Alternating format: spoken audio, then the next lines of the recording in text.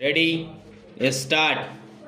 When the Supreme Court has gone into this problem in detail and has come to the conclusion that this should not be done, and whole section and provisions have been set aside, what is there to compel the government to come forward again with an amendment bill, particularly when it transgresses the fundamental rights of the working people? I would therefore request the government to go into this problem carefully and not just to play with the fundamental policy which is sought to be pursued by the government. In every sphere, in every activity, these workers are entitled to put forward their case and bargain. Madam, it is a matter of shame that the government did not ask their management to come and appear before the Chief Labour Commissioner.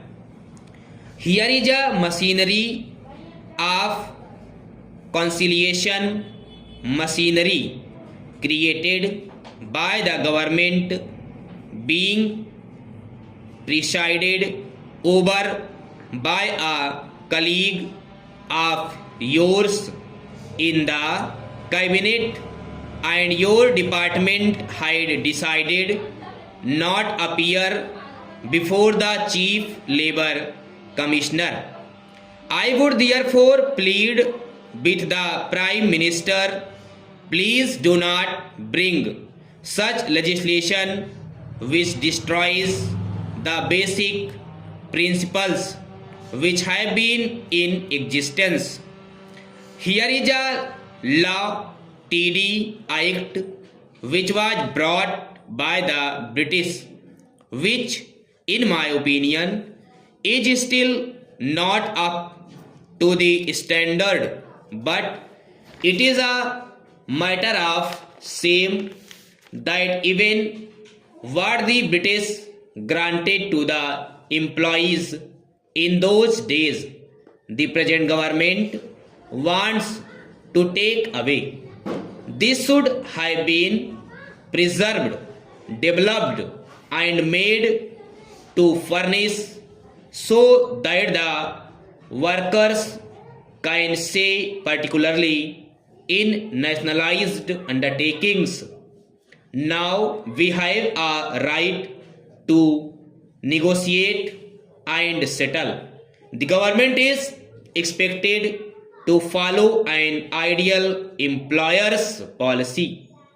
Is this the policy of an ideal employer where they can dictate the terms of service to the workers? Is this the policy they are placing before the private sector? This is how they should treat their workers. They should control them. There is no reason whatsoever which can justify this. The minister said, if there are some differences between the superintendent's emoluments and those of the officers, etc., as I said, this is not argument. This cannot be the reason. As pointed out by the earlier speaker, there are practices and prerequisites. Bill he placed before the House the facts as to what is the differences, if all practices and prerequisites of officers are taken into account. As I submitted, it is not something which the government should abbreviate